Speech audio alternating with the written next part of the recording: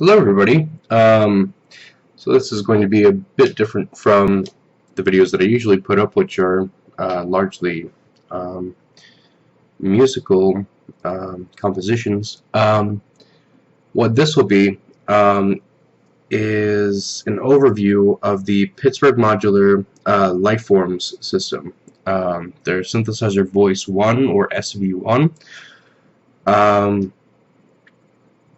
I plan on doing another video regarding like the whole bottom row of modules here, but one that I'm going to be using pretty often in this video will be this last one right here, which is an oscilloscope, so that pretty much tracks your voltages over time, so you can see the different waveforms produced by the modular.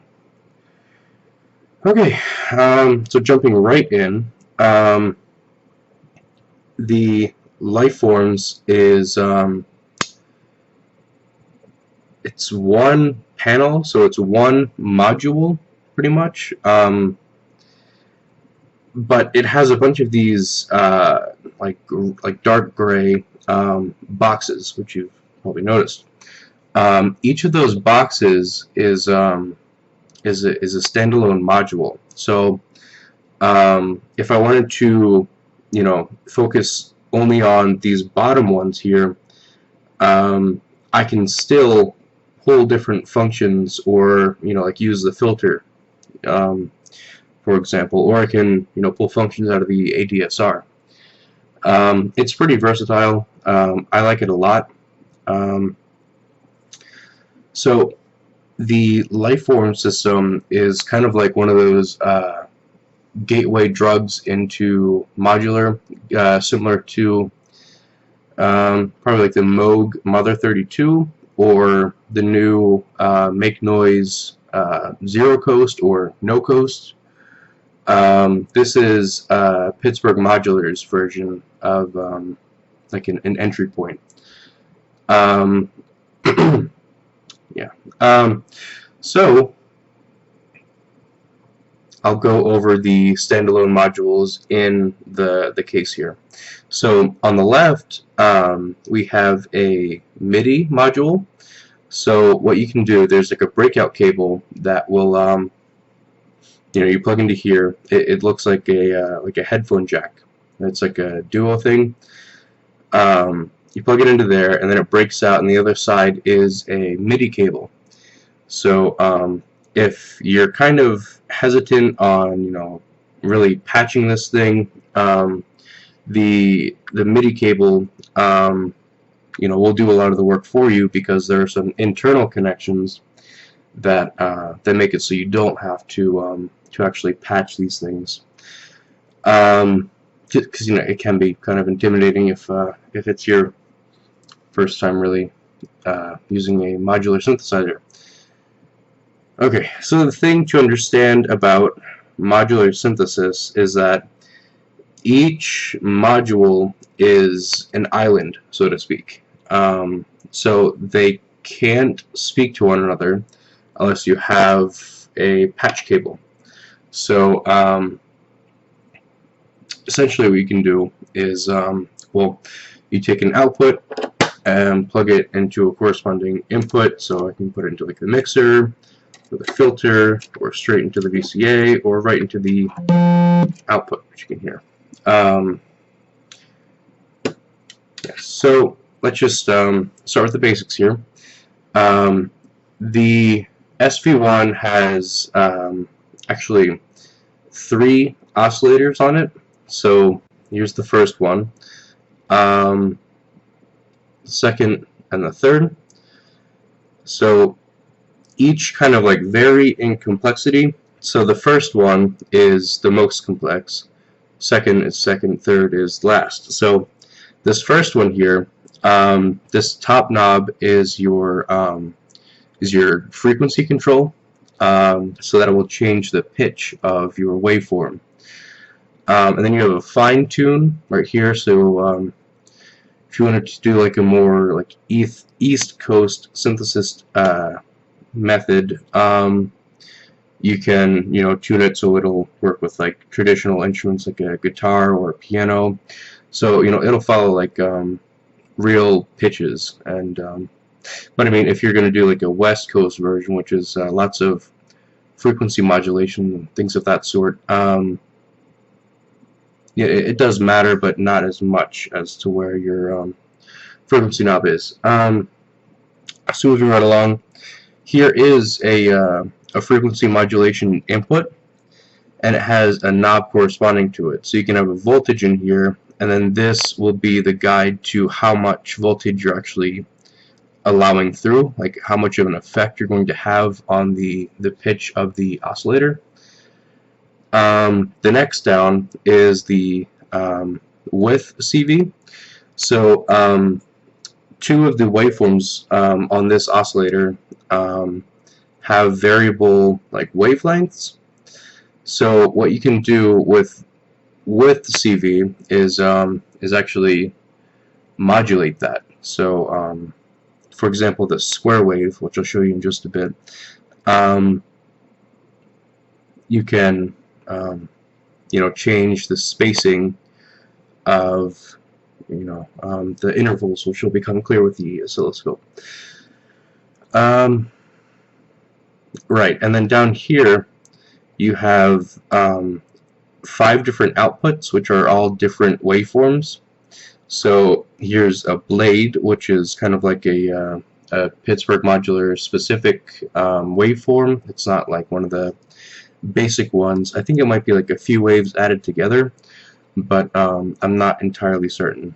The next is a pulse wave, which it is a square wave, but since you can vary the width, it then becomes a pulse wave just by technicality. The next is a sine, and then a triangle and a saw. So I don't know if you've ever seen these before, but we can actually take a look at them with this oscilloscope.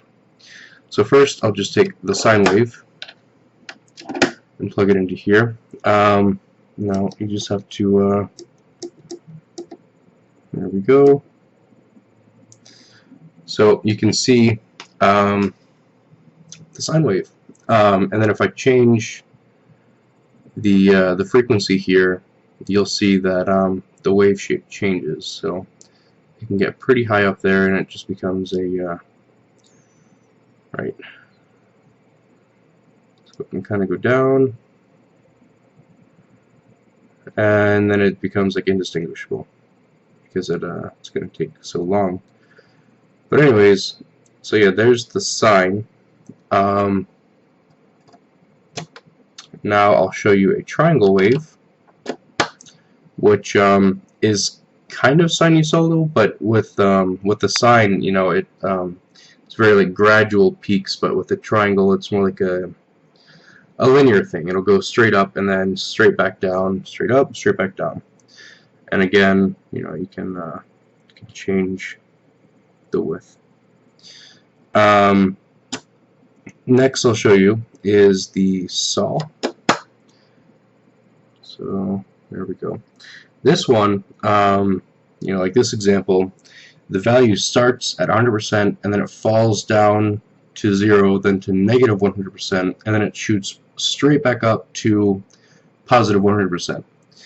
It'll keep doing that. There is another wave, which I don't have immediate access to. I mean, I could probably like flip a signal or two, but anyways, it'll be called a ramp wave.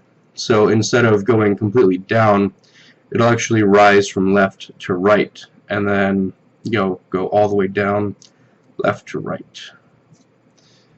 Okay, so there's that. Now I'll show you pulse. So that is a triangle. Oh, geez, it's a square wave, and the more you vary the frequency, so you'll see that the intervals are regular. So like the top of the box, then it's plus 100%, shoots all the way down to minus 100%, up to 100, minus 100, and so on and so forth. But then if if we change this a bit, you can see that I have an LFO, which is our third oscillator. I haven't got there yet, but it is modulating the width here. So you know, it'll trade off taking the top shorter and the bottom longer, and then it'll just, you know, kind of like change, as you can see here. Okay, and then the other one is, as I described before, blade. So it's it kind of looks like a ramp, and it almost looks like a triangle as well. I don't know, it kind of like moves around a bit.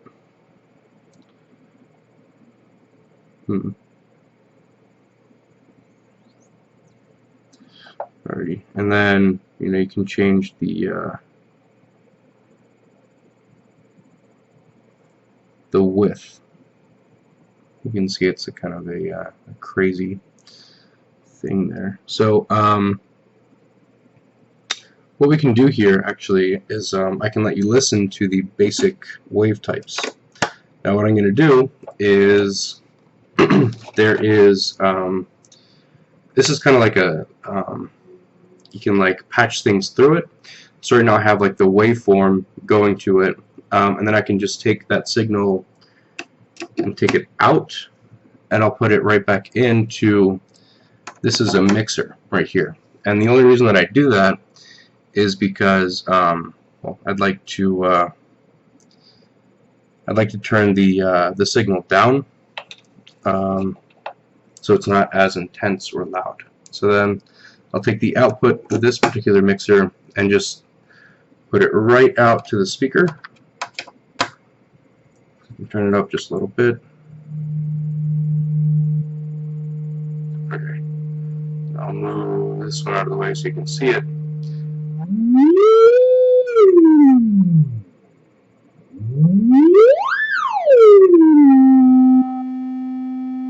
Right, so there's that one. And then we'll go to triangle. This one's kind of like the sine, but it's more buzzy. I'm pretty sure it's because it's kind of sharp in how it turns. It has like a bit of a distinct buzz to it.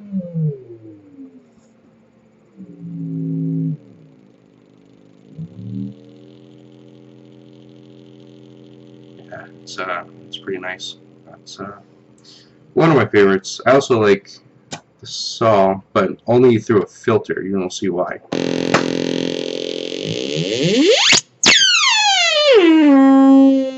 This one's definitely more like aggressive.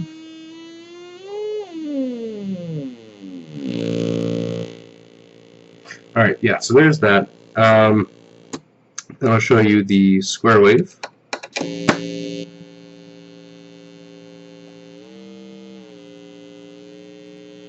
And then you can kind of hear what it sounds like to, oh.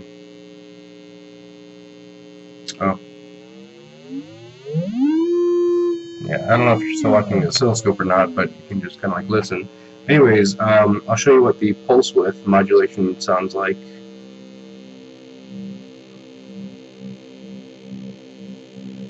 Has a pretty neat sound to it.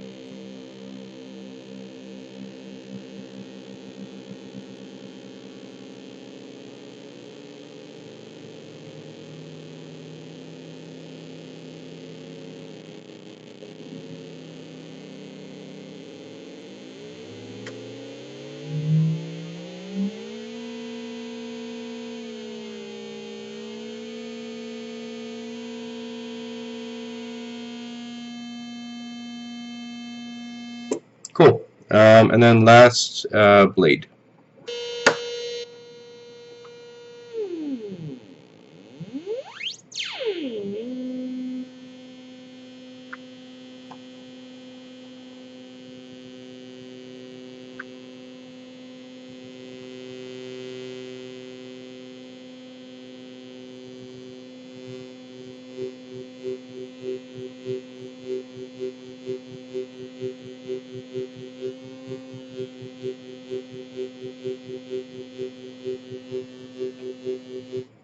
Alright, so yeah, that's that for the first oscillator.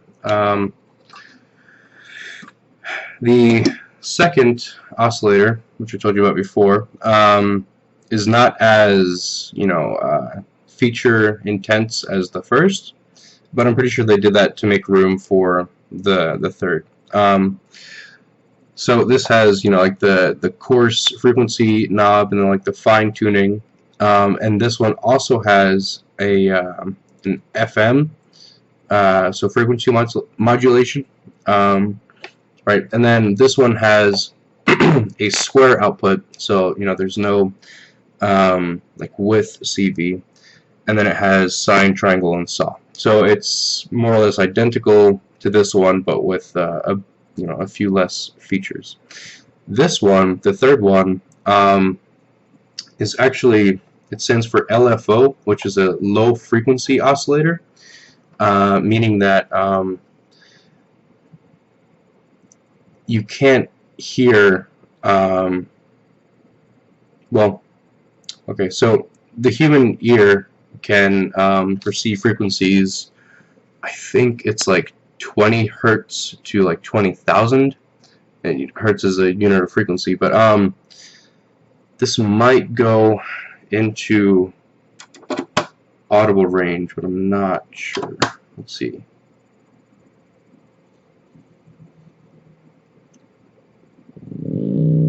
Yeah, just barely into audible range, but the majority of its functions are going to take place down into the left here. So, a very slow sweep.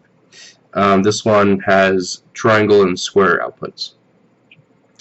Alrighty, so the next thing is this. It's a mixer. So mixers are important because you're going to have lots of different signals, be it audio or even like CV. So you can take like two different CV signals and patch them together into the mixer here, and then output the sum of them. Or you can do two different audio signals, and it doesn't really matter like where you plug them in.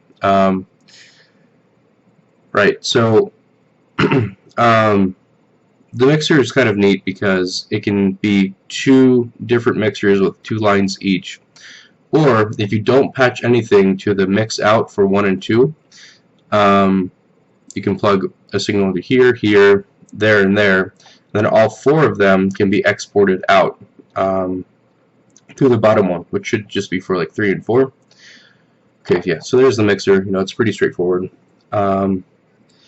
Next, I'll go to their little toolbox thing. So what you have here is 2 different sub-oscillators. So what they do is they both follow the pitch of oscillator 1, but sub 1 is like an octave below, and sub 2 is 2 octaves below. You also have a noise output here, and then you have sample and hold inputs, and then like the sample and hold out. And like the noise is already like internally routed to here, and then your hold actually comes from this MIDI module. Okay, so then the filter. So we have like the biggest knob on here. That is for the filter frequency. Right, so this will be like open all the way if it's a low pass gate, and you can just kind of turn it all the way down, and then it won't allow anything through if it's a low pass. It's the complete opposite with a high pass, so everything would be here, and then it would like filter things out to there. And then a band pass, it's a combination of the two, so you'll get probably max signal at the middle. Another thing that you can see here is that there's a frequency CV. So you can, let's say you want like a wobble or something. So instead of you playing a note and manually turning this knob, what you can do is, for example, you can get the triangle wave out of here, and you can patch it into the frequency CV. So this voltage will act almost like an invisible hand, and it will turn this for you. Now the way that you control it, so over here you had, you know, for your CV, this was at 0%, and then you allowed up to 100% through. So what this is, it's called an attenuverter. So to attenuate means to to turn down or up, and then to invert the signal is to flip it over into the negatives. So if you have an attenuverter, they just smash the two together, and middle is at 0%, far right is 100% positive, then far left is 100% negative. So it flips the signal when you turn it to the left. So the middle is no modulation. And then lastly, you have resonance. So I'm going to use this again, and I'm going to go over to frequency, and I think I'll do a linear spectrum. So first what I'm going to do is take the low pass output and plug it into here, and then what I'm going to do is take I'll do a triangle and put it into the in. So now let's see here. Alright, I'm gonna have to scale this so we can see things adequately. Alright, so yeah, 32 times, and we'll do 2.5K. So you can kind of see here that there's like a really tall one. It's actually like peaking red at the top because it's too large actually. And then you see, you know, to the right here, the frequencies, they kind of like step down at like intervals. So the tallest one here is actually the fundamental. So that's like the frequency that this is at. But then all of these different lines, they are harmonics, which, you know, adds to the timbre or like the texture of the sound.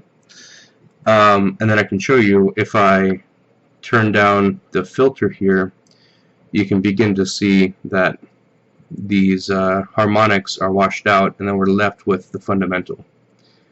But then if I go all the way down, then it takes the signal almost completely away. So there's the fundamental, and it'll keep growing, and then all of the harmonics will come back. So then now, if we go to high pass, everything is there, and then as I turn it up,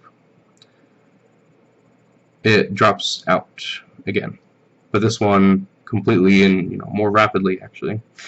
And then there's one knob that I haven't discussed yet, which is resonance.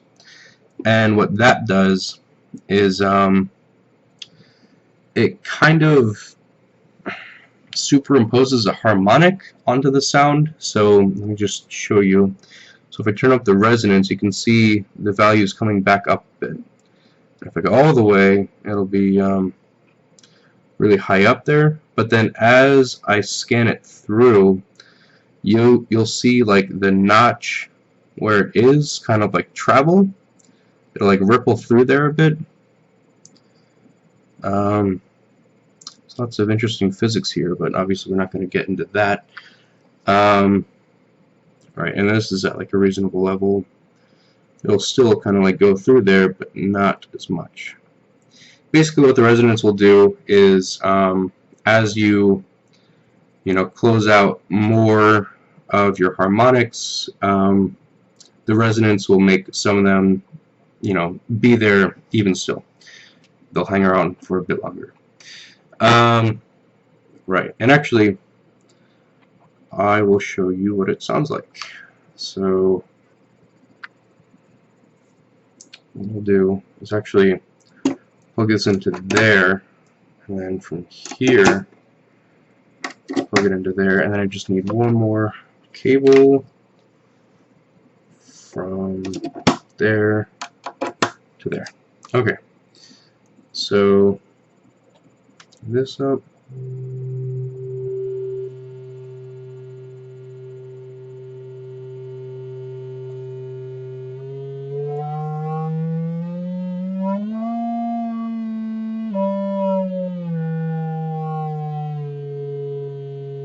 Okay.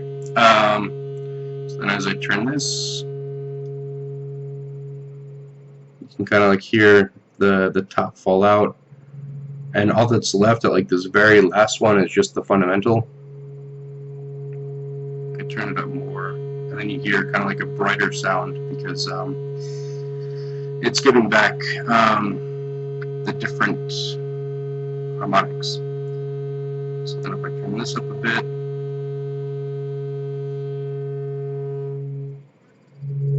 so like down here you have like a more rich hum.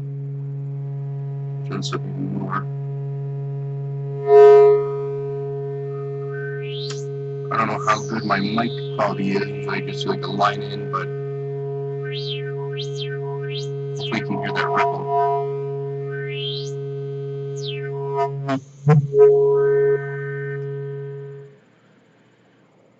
Alrighty. So there's the filter.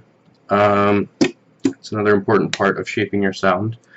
The next part that I'm going to go into is the VCA.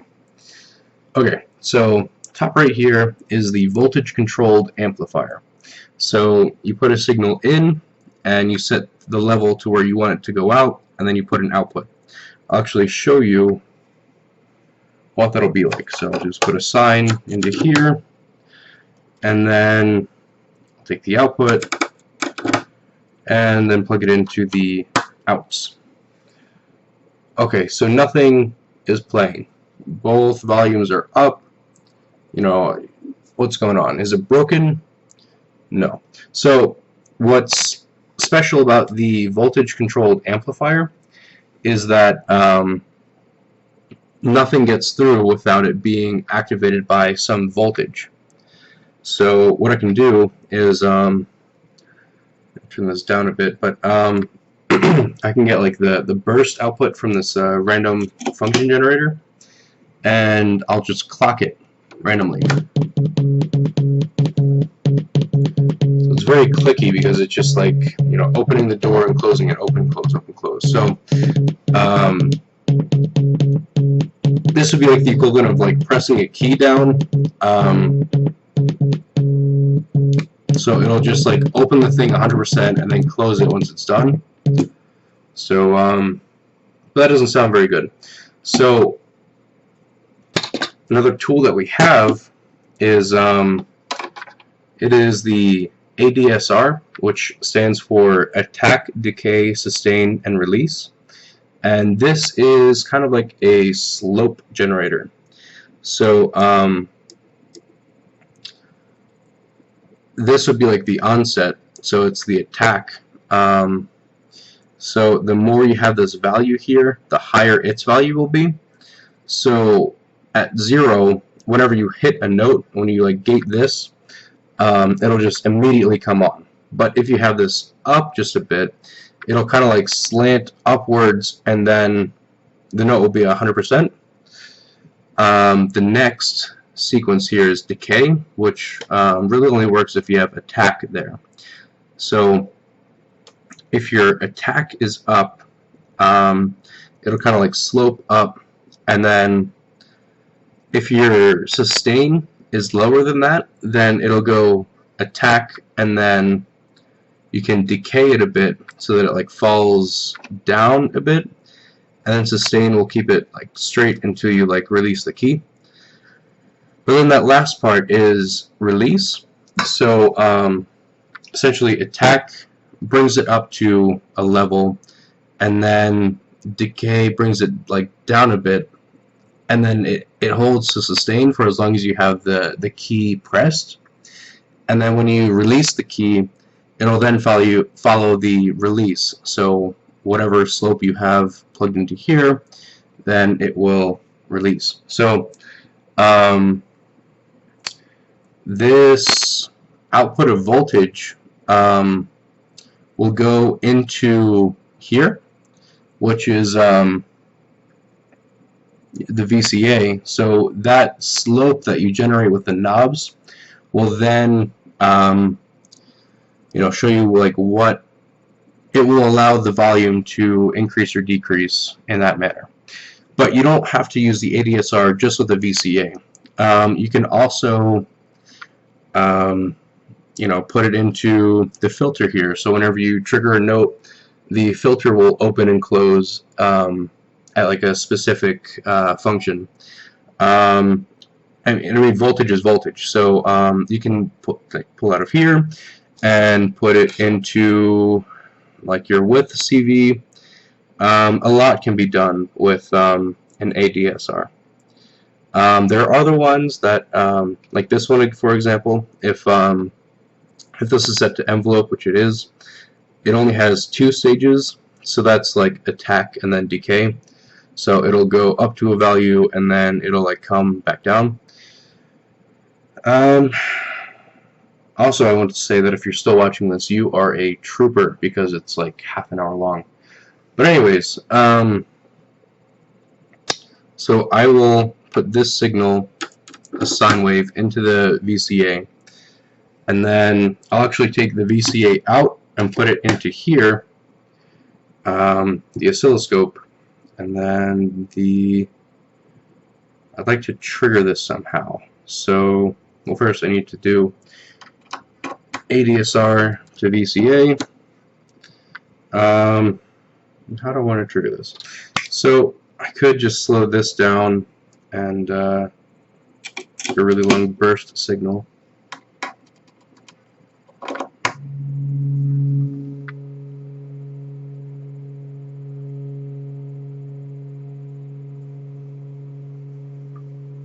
Okay, so actually it'd be super useful if I brought this up.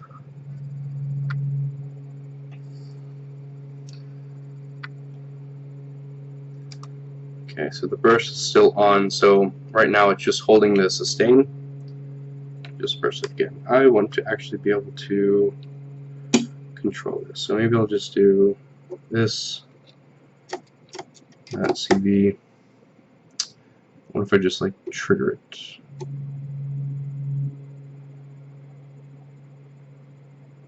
What are you doing?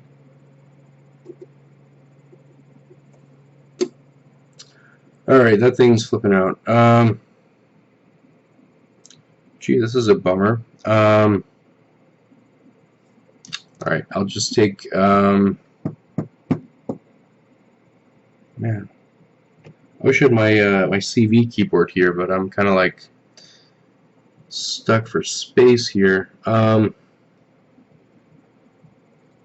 I'll just do a gate out from here. So it's going to be hard to see, but is that gating at all? Oh.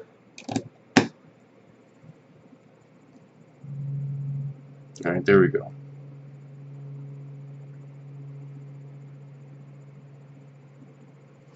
Okay, so basically what you're going to see is that it's going to like take a bit to rise from here, and then it'll fall down to a value where it'll sustain, and then once you release it, it should release.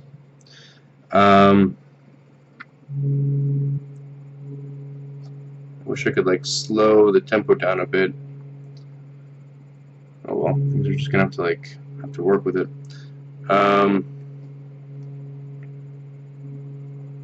Or what I could do is just turn all these off. Just have one. Okay, so it'll rise up with amplitude and fall down to a sustain where it'll stay, and then once it's done holding that, it's going to trigger again, and then it'll release. So the amplitude or the height of the wave will go all the way back down. Okay, and then the last two things are just kind of like a bit of a side note. These two last gray bars, they are multiples. So you put your signal into here, and it just copies it to these two outputs. So thank you for watching. Please like and subscribe if you found it helpful, and if you could leave me a comment or two, because I'll actually read them, and if you have any questions, I'll do my best to answer them, or I'll go so far as to make a whole other video. So I hope you enjoyed this. All right, thanks. Bye.